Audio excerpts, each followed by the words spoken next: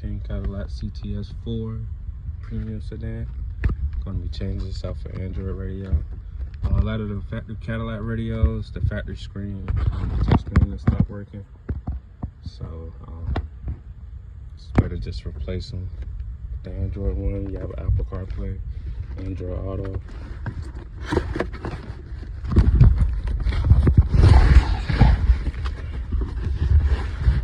This is the unit.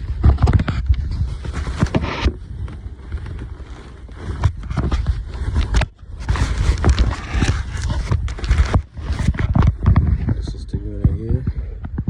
You see, it'll cover up this whole space. And all your AC controls down here will be on the radio. First thing you're gonna want to do is pop this off right here using one of these pry tools.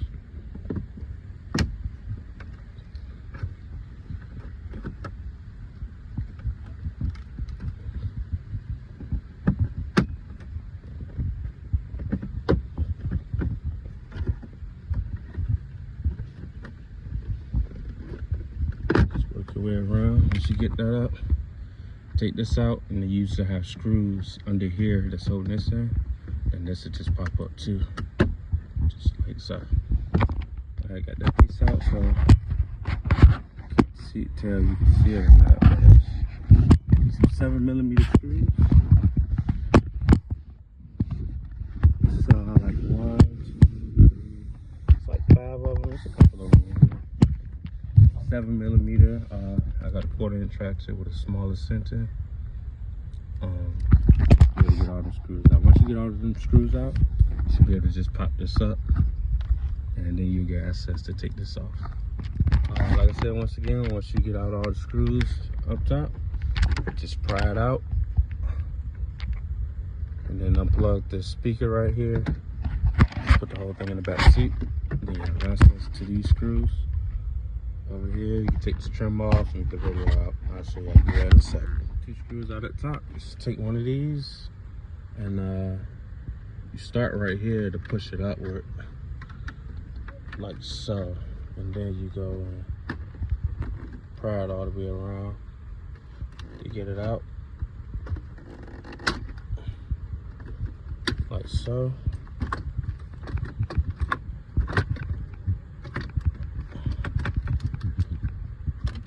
Gear shifters right here, so I might have to put this in drive or neutral, pull that back so I have clearance for this. Take that out, and then we'll get to the screws for the actual radio.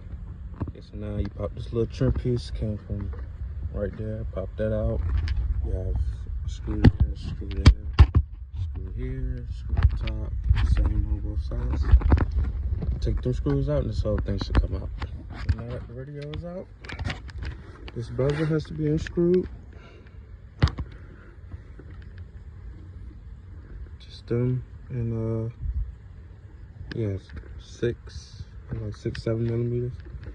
Take this whole thing off.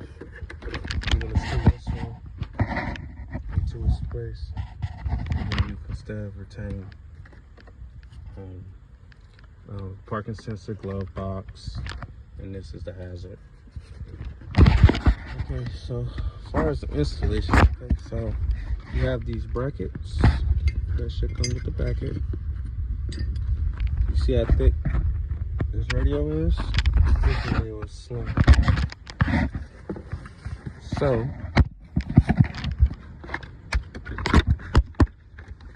I like to show you real quick. There you go.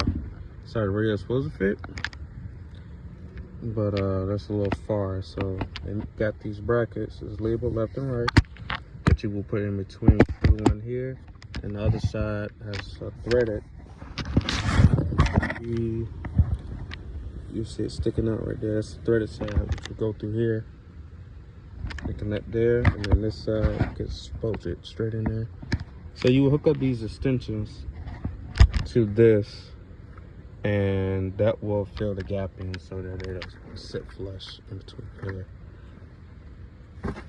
So when I first install a radio, the first thing I do is figure out exactly what I'm going to use and what I'm not going to use. So I know I'm gonna use this, and this gonna help control the AC. This plugs into the back of the radio. Got this plug that'll plug into. Let's see. That's my plug. Actually, plug into this right here. And as you see, it's no harness for this, so this may not even be used. But it's connected, just in case it is used for a different model. They may have additional wires back here. So everything in the kit will not be used, and you'll kind of figure it out as you go. So yeah, first thing I'm gonna do is figure out what I'm going to use and what I'm not going to use. This is the GPS right here. I went ahead and put that on. People say, yeah, stick it in metal, or they stick it to the hood of the car, or whatever. You really don't have to. You can stick it anywhere and it'll get a good signal. So yeah, I'm gonna get it halfway assembled, and then I will get back to the video. I got one side almost installed and screwed it all the way down yet, but I do have to tell you, first of all, if you put the brackets on, the letters face outwards. I had them turned the other way at first, and it didn't quite fit. So the letters have to face outwards. You can't see this side, but these screws are my own screws that I got out of my car, because the package only come with those screws, just 4. So you actually have to find your own screws for the back side of the bracket to screw on the pieces that went here and there. So these are what the screws look like. But you can always go to the store and match those screws up, screw right in. But yeah, so I'm gonna screw these in and put all my plugs in, and then I'm gonna turn it on, make sure it cuts on, and see what we got. So I hooked everything up, turned it on. There we go. So on this, in your menu, you have to go to aux input. Focus, okay, aux input. But it won't pop up until you plug it in. So it's gonna come with this cord. You're gonna plug it into the aux, and then it's gonna go into the audio out. And that's how you get this radio to play through the car. Because the way the system is set up, it's a little different than a normal car. So this works through that. So I checked that. Also always check the backup camera and check that you have sound before you put it back in, because you don't want to go through taking all of this apart, putting it together, and then have to take it all apart again, because you have to check the backup camera. It has 2 plugs that's possible to hook up. You have the plug at the bottom, and then they have one that says CBS 1.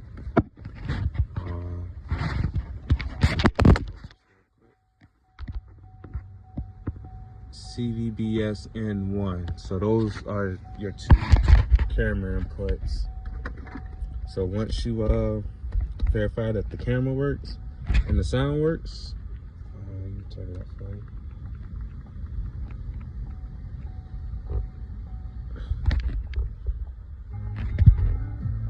So once you verify that they both work, then you can go ahead, turn it off, and put everything back together. You're gonna ask me, but the microphone, how they run the microphone all the way from here to here. So what I do is I slide it in like so, and I would just tuck the wire in there, and I will pull this down right here. Let's see. Pull that down slightly, and then you just slide the cable in, slide the cable down in there, push it back as you go, and then pull it down some more, run it all the way down, get over here, run it under here, and you see there's a little break right here. Come this way, tuck it in, and zip tie it up along here, on the holes in there.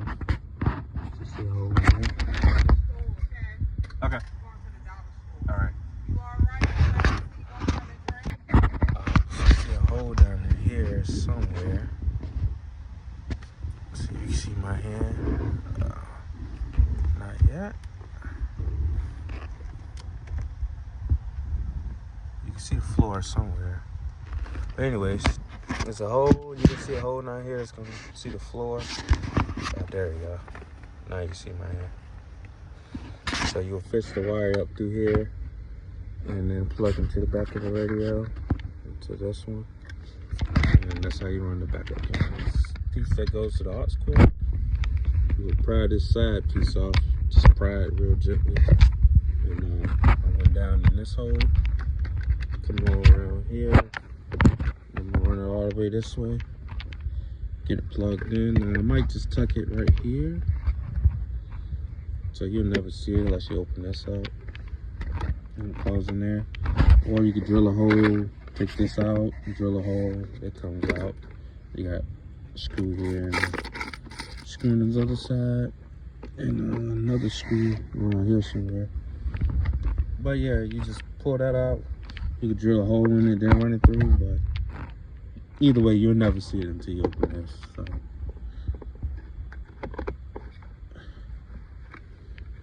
You just run it on, run it right along. Tuck it down any way you like. Little piece of everything back together.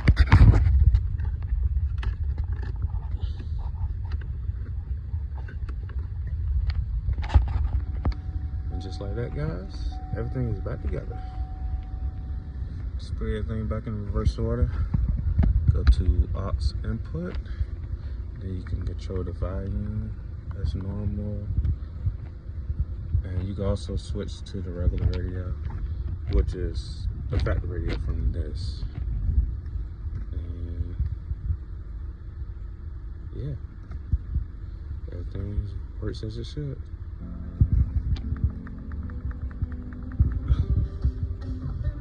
It's getting louder. Lower. AC works. Always check that. Turn it on first. Then you can control that.